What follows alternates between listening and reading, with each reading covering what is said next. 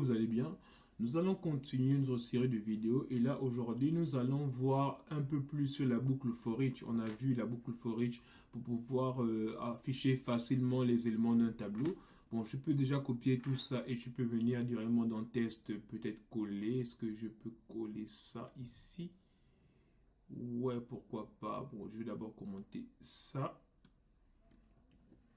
Ça aussi. Comme ça au moins, oula, non, il veut pas. On va commenter juste la ligne de tableau.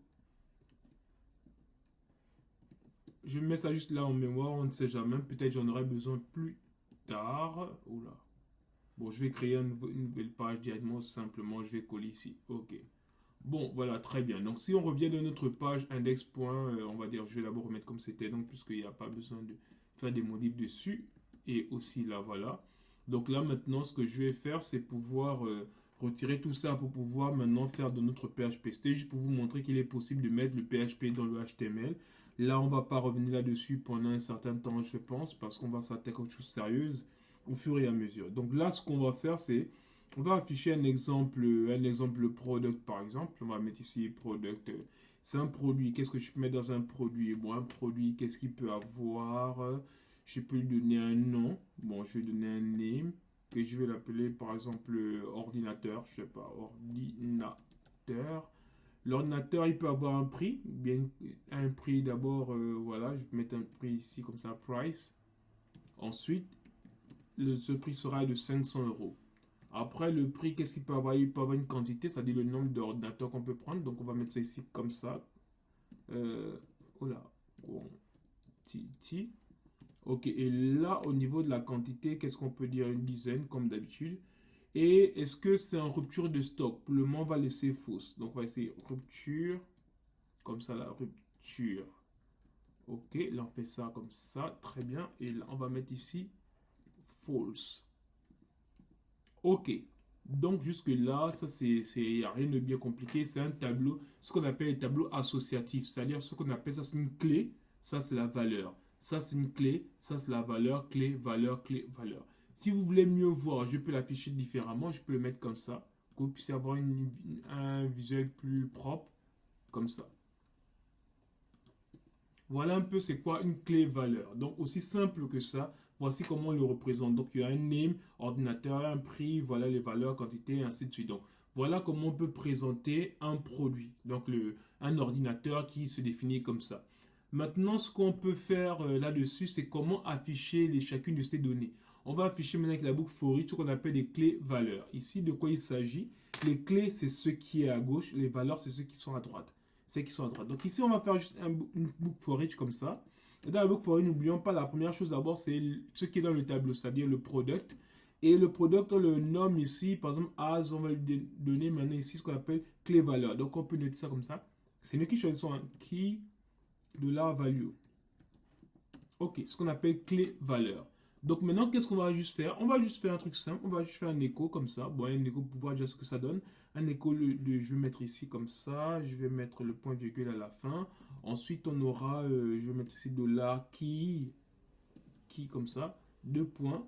Après, dollar value. Ok, maintenant si on a ça, on réfléchit, qu'est-ce qu'on a? On va aller rafraîchir notre page et on va voir ce qu'on a. Ça nous donne ici. Si je rafraîchis, tac, on a ici, ouais, bon, je vais mettre ici un BR à la fin. Ok, pour qu'on puisse avoir des écritures un peu séparées. Ok, donc là, si on rafraîchit, voilà. On a bien un ordinateur, un price 500, voilà le prix, la quantité et la rupture. Bon, voilà un peu comment on peut présenter cela. C'est vrai, ça c'est une manière de présenter. Donc on va dire ici, la book for each peut nous permettre de parcourir non seulement les valeurs, mais aussi les clés qui sont associées dans les tableaux associatifs. Donc voici comment on peut parcourir les clés et les valeurs.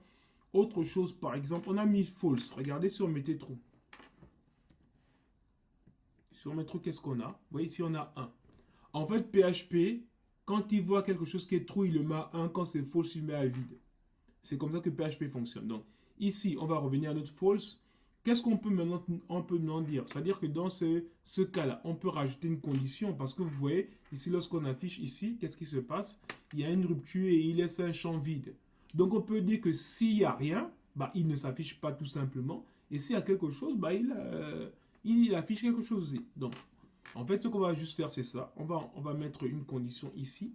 Je vais enlever ça. Je vais dire que parce que quand on parcourt les clés et les valeurs, vous avez vu qu'on parcourt toutes les clés et toutes les valeurs. Donc, on peut voir si la clé, on va dire K ici, si la clé égale à quoi? Égale à rupture.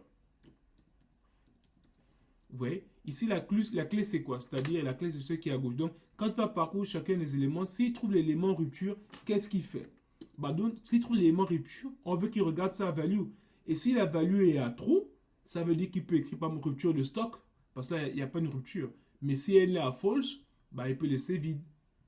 Et comment on dit tout ça? On va dire ça juste simplement comme ça. If $value. Donc, si la valeur, en fait, ça veut juste dire si elle est à true. C'est juste ce que ça veut dire. On peut faire quoi? On peut juste dire echo. Echo comme ça. Après, on va mettre juste ici. Rupture de stock. Ok, rupture de stock. On va dire ici, s'il y a la valeur, on va juste rupture de stock. Sinon, bon, non, sinon rien. Bon, sinon, on peut laisser comme ça. Ensuite, maintenant, le else ici. Attention, le else n'est pas le même, c'est pas au même endroit. Ici, si on vient au else, on peut dire juste que ce qu'on avait de beau au départ, c'était ça. Voilà. Donc, qu'est-ce que ça nous donne maintenant ici? Regardez si on rafraîchit. Vous voyez, il a disparu. Pourquoi? En fait, on a juste, c'est comme si on avait juste fait ça. Écho comme ça, bon, c'est un peu l'idée, même si, ouais. Ouais, c'est un peu l'idée. En fait, en un mot, c'est quoi? C'est-à-dire que s'il ne trouve pas, bah, il affiche le vide, quoi. Il n'affiche rien. Donc, on peut juste enlever ça tout simplement comme ça. Oula.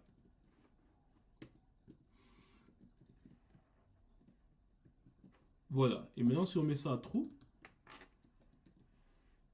qu'est-ce qu'on obtient? Voilà, rupture de stock. Donc, voilà ce qu'on peut dire rapidement sur notre seconde partie sur on va dire les tableaux associatifs. Donc, parcourir un tableau associatif en PHP.